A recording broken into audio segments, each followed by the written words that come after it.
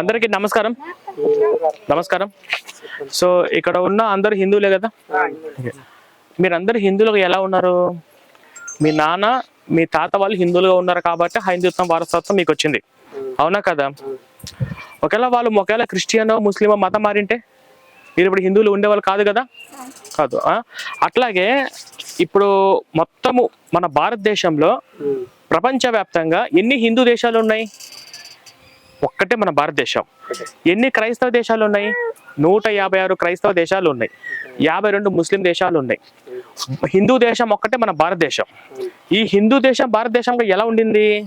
ఇక్కడ ఉన్నటువంటి హిందుత్వాన్ని కూడా ఈ సర్వనాశనం చేసి ఆ పాషాండ మతాలు కూడా ఇక్కడికి చొరబడాలని విశ్వ ప్రయత్నాలు చేసినప్పుడు ఇక్కడ ఉన్నటువంటి మన పూర్వీకులు ఎవరైతే ఉన్నారో భగత్ సింగ్ కావచ్చు, సుభాష్ చంద్రబోస్ కావచ్చు, అల్లూరి సీతారామరాజు కావచ్చు, అప్పట్లో ఉన్న ఛత్రపతి శివాజీ కావచ్చు, వాళ్ళందరూ వాళ్ళ ప్రాణాలు కూడా తెగించి పోరాడి మనకి ఈ రోజు హిందుత్వానికి వారసత్వంగా వచ్చింది. ఓకేనా? రైట్. ఇప్పుడు అన్నిటికన్నా అది పెద్ద సమస్య ఏంటంటే మనమందరము సంతోషంగా హ్యాపీగా ఉండాలి అనేది అందరూ కోరుకుంటే బాగుంటుంది. కానీ ఆ రెండు వర్గాలు కోరుకుంటున్నాయా? కోరుకోవట్లేదు. ఇక్కడ ఏం జరుగుతుందంటే మనల్ని హిందుత్వం మీద విపరీతమైనటువంటి ద్వేషాన్ని నింపే పని ఆ రెండు మతాలు చేస్తున్నాయి, అవునా? అంటే మనము వాళ్ళ చర్చికి వెళ్తాము, ప్రాబ్లం ఏం లేదు. చర్చిలో కూర్చుంటాము, ప్రైజ్ ద లార్డ్ అంటే ప్రైజ్ ద లార్డ్ అంటాము, అల్లాహు అక్బర్ అనమంటే అనమంటాం, మనకి ఎటువంటి అబ్జెక్షన్ లేదు. వాళ్ళు క్రిస్మస్కి కేక్ ఇచ్చిన తింటాం, రంజాన్కి ఏదైనా పిలిచిన పోయి తింటాం. ఎందుకు? అన్ని మతాలు ఒకటే, అందరూ ఒకటే అన్న భావంతో మనం ఉన్నాం. రైట్, బాగుంది. మన ప్రసాదం తింటారా? ఏ ముస్లిం అయినా ఏ క్రిస్టియన్ అయినా మీకు హ్యాపీ శ్రీరామనవమి అని చెప్పారా? ఏ క్రిస్టియన్ అయినా మీకు హ్యాపీ కృష్ణాష్టమి అని చెప్పారా? ఎందుకు చెప్పలేదు? వాళ్ళు మన ప్రసాదం ఎందుకు తినరు? వాళ్ళు ఎవరికి ఇంపార్టెంట్ ఇచ్చారు? వాళ్ళ దేవుడికి ఇంపార్టెంట్ ఇచ్చారు, వాళ్ళ మతానికి ఇంపార్టెంట్ ఇచ్చారు. మనం ఎవరికి ఇంపార్టెంట్ ఇచ్చాం? మనుషులకి ఇంపార్టెంట్ ఇచ్చాం. తప్పు, ఇది తప్పు, వద్దు. ఓకేనా? వాళ్ళు ఎవరికైతే ఇంపార్టెంట్ ఇచ్చారో మనం కూడా మన హిందుత్వానికి మాత్రమే మనం ఫస్ట్ ఇంపార్టెంట్ ఇవ్వాలి. ఓకేనా? వాళ్ళు ఏంటంటే వాళ్ళకి ఎందుకు అలా ద్వేషం వచ్చింది? హిందువులు అంటే వాళ్ళ దృష్టిలో ఎవరు? అన్యులు. హిందువులు అంటే ఎవరు వాళ్ళ దృష్టిలో? విగ్రహారాధికులు. హిందువులు అంటే ఎవరు వాళ్ళ దృష్టిలో? వీళ్ళు సైతాన్లు పూజించే వాళ్ళు, వ్యభిచార దేవుని పూజించే వాళ్ళు అని చెప్పేసి ఇలా వాళ్ళు ఫిక్స్ అయ్యారు. వాళ్ళు అలా ఎందుకు ఫిక్స్ అయ్యారు? వాళ్ళు అలా ఫిక్స్ చేసింది, వాళ్ళని అలా బ్రెయిన్ తయారు చేసింది వాళ్ళు పట్టుకున్న గ్రంథం బైబుల్. అంటే మనకు బైబుల్లో ఉన్నటువంటి విషయాలు కూడా మీరు తెలుసుకోవాలి. మీరు యువకులు ఉన్నారు, యువకులు మీరు ఫస్ట్ ఏం గుర్తుపెట్టుకోవాలి? అన్ని మతాలు ఒకటేనా? కాదు. అన్ని మతాలు ఒకటే అన్నట్టు క్రిస్టియన్స్ అంటారా? ముస్లిమ్స్ అంటారా? మనకెందుకు దరిద్రం? మన భారతదేశానికి స్వతంత్రం ఎప్పుడు వచ్చింది? 1947 ఆగస్టు 15. అప్పుడు మన భారతదేశ జనాభా ఎంత? 30 కోట్లు. అప్పుడు హిందువులు ఎంత? 90% మంది ఉన్నారు. ఇప్పుడు మన భారతదేశ జనాభా ఎంత? 140 కోట్లు. ప్రపంచంలో నెంబర్ 1 జనాభా కలిగిన దేశం మన భారతదేశం. ఇప్పుడు మన భారతదేశం 35 కోట్ల మందిలో 90% మంది హిందువులు ఉన్న ఈ దేశంలో ఈరోజు 140 కోట్ల మంది జనాభా కలిగిన దేశంలో 60% మంది హిందువులు ఉన్నారు. హిందువులు ఎందుకు తగ్గిపోయారు? అన్ని మతాలు ఒకటే, అందరూ దేవుళ్ళు ఒకటే అనుకున్న భావత్వం కలిగిన వాళ్ళే మారుతున్నారు, అవునా కదా? ఇప్పుడు మీరు ఒకసారి ఆలోచించండి. ఇప్పుడు ఈ లైన్ ఉందండి, ఈ నుంచి వరుసగా 10 ఇల్లులు ముస్లిమ్స్ కుటుంబాలు ఉన్నాయి. ఒక హిందూ కుటుంబం వెళ్ళి అక్కడ ధైర్యంగా బతకగలుగుతాడా? ఉంటారా? ఎందుకంటే మనం ఈరోజు హ్యాపీగా శ్రీరామనవమి జరుపుకుంటున్నాం, శ్రీకృష్ణాష్టమి జరుపుకుంటున్నాం, దసరా జరుపుకుంటున్నాం. ఎందుకు జరుపుకుంటున్నాం? మన భారతదేశంలో హిందువుల మెజారిటీ ఉన్నారు కాబట్టి. పాకిస్తాన్లో ఉన్న వాళ్ళు ఎవరన్నా హిందువులు హ్యాపీగా శ్రీరామనవమి జరుపుకుంటారా? బంగ్లాదేశ్లో హ్యాపీగా హిందువులు కృష్ణాష్టమి జరుపుకుంటారా? అసలు వాళ్ళు ఇంట్లో నుంచి బయటకు వస్తారా?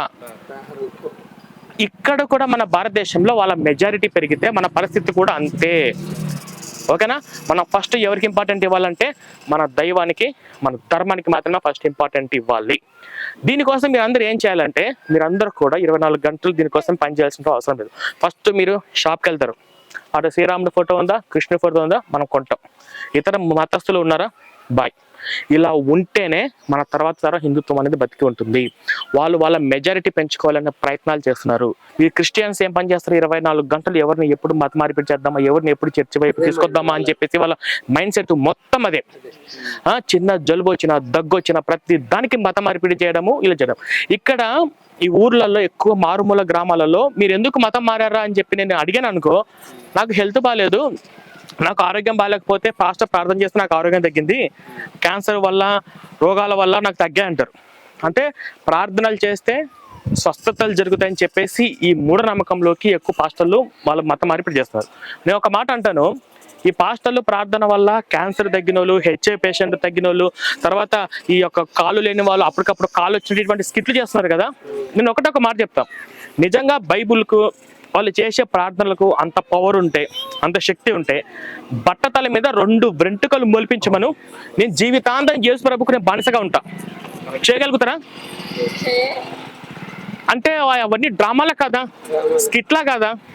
ఇవి ఫస్ట్ మనం తెలుసుకోవాలి.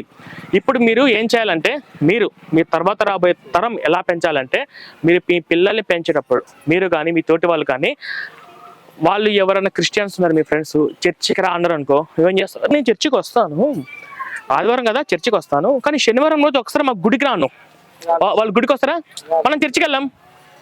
మీ ఇంటికాడ నుంచి మైల్ ఎంత దూరమో మా ఇంటికాడ నుంచి కూడా, రే బాబు నేను నీ దేవుని గౌరవిస్తా, నీతో పాటు నేను చర్చికి వస్తా, చర్చిలో కూర్చుంటా, ప్రాబ్లం లేదు. అట్లాగే ఒకసారి మా ఆంజనేయ స్వామి గుడికి రా అంటే, మరి నేను రాను అంటాడు. నువ్వు రాబోతే నేను ఎందుకు వస్తాను రా. అది మనము మనుషులకి ఇంపార్టెంట్ ఇవ్వడానికి మనం రెడీగా ఉన్నాం, కానీ మనుషులకి ఇంపార్టెంట్ ఇవ్వడానికి వాళ్ళు రెడీగా లేరు. వాళ్ళు వాళ్ళ గ్రంథానికి, వాళ్ళ బైబుల్కి, వాళ్ళ ఖురాన్కి, వాళ్ళ మతస్థులకి మాత్రం ఇంపార్టెంట్ ఇవ్వడానికి వాళ్ళు రెడీగా ఉన్నారు. ఇది ఫస్ట్ మన మైండ్లో పెట్టుకొని మనం ఏం చేయాలంటే, మనం కూడా ఎదుటి మన హిందువులు ఉంటేవారు మనం ఫస్ట్ వాళ్ళకి ఇంపార్టెంట్ ఇవ్వాలి. నెక్స్ట్ వన్ వచ్చేసి, మీరందరూ ఇలాగ ఉండడం మాత్రమే కాదు, మీరు కూడా మీ తోటి వాళ్ళందరికీ కూడా, మీరు మీ పిల్లలు ఉన్నారు, ఇప్పుడు ఒక క్రిస్టియన్ ఉన్నారండి, క్రిస్టియన్కు పాప ఉంది, క్రిస్టియన్ పాప పొరపాటుగా గుడికి వెళ్ళి వచ్చింది అనుకో, క్రిస్టియన్ వాళ్ళమ్మ ఊరుకుంటుందా? నువ్వు ఎందుకెళ్ళి గుడికి ఎందుకు వెళ్ళావు, మన బైబిల్ ఉంది కదా వద్దని చెప్పి ఎందుకు వెళ్ళి కొడతారు.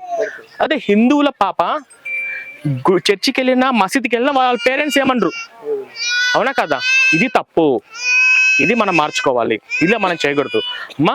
ఇక్కడ గుడి, చర్చి, మసీదు, మన గుడిలో మనము ఎప్పుడన్నా కానీ రాముడు ఉన్నాడు, శ్రీకృష్ణుని పూజిస్తే అరే నన్ను పూజించట్లేదురా అని చెప్పి రాముడు ఫీల్ అవుతాడా? కృష్ణుడు ఉన్నాడు, శివరాత్రి జరుపుకున్నాముకో, అరే నన్ను పూజించట్లేదురా, ఇది ఎప్పుడు శివ భజన చేస్తారని చెప్పి కృష్ణుడు ఫీల్ అవుతాడా? అలా ఫీల్ అయితే దేవుడు అంటాడా? వీడు బైబిల్లో ఉంటాడంట, వీడే దేవుడు అంట, వీడిని కానీ 24 గంటలు పూజించకుండా వేరే దేవుని పూజిస్తే వీడు కుళ్ళుకొని ఏడ్చేసేస్తాడంట. ఇదేం దేవుడు నాకు అర్థం కాదు. నీ దేవుడైన యెహోవాని, మొదటి ఆజ్ఞలు అదే, 10 ఆజ్ఞలు ఉంటాయి, 10 కమాండ్మెంట్స్ ఉంటాయి. నీ దేవుడైన యెహోవాని నేను తప్ప నీకు వేరొక దేవుడు ఉండకూడదు అంటే ఏంటి? దానికి అర్థమైంది, అంత ఈర్ష్యాభావం అయింది. కాబట్టి మీకు తెలియాల్సిందంటే, ఇప్పుడు మీరు ఎప్పుడన్నా కానీ మీ దగ్గర మీ చుట్టుపక్కల ఎవరన్నా కానీ క్రైస్తవులు ఎప్పుడన్నా మిమ్మల్ని మత మార్పిడి చేసే అవకాశము ఖచ్చితంగా ఉంది. కాబట్టి మనకు బైబిల్ అంటే ఏందో తెలియాలి. బైబిల్ అనేది సమానత్వం ఏమీ నేర్పదు. బైబిల్ మంచి విషయాలు అంటే ఏం లేవు. నరకడము, రక్తము, చంపడం. మీరు ఏ చర్చికి వెళ్ళినా కూడా మీకు వినిపించేది 4: రక్తంతో కడిగాడు, రక్తం. మా దేవుని నమ్మపోతే నరకంలో పడేస్తాడు, నరకం.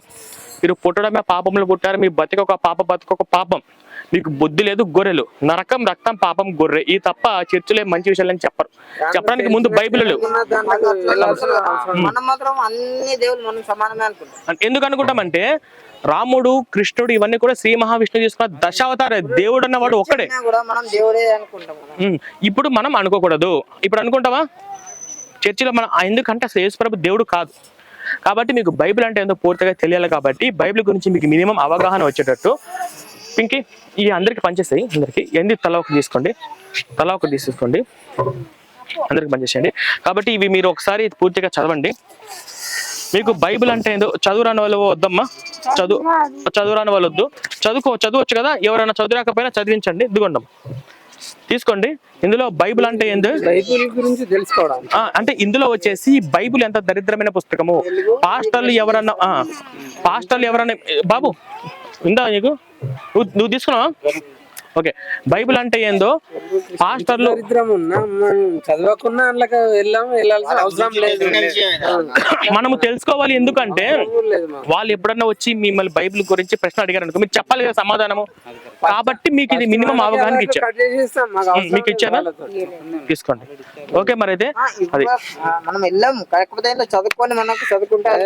చదువుకుంటే మినిమం అర్థమవుతుంది. సరే, మీ తీసుకున్న వాళ్ళు తీసుకోండి.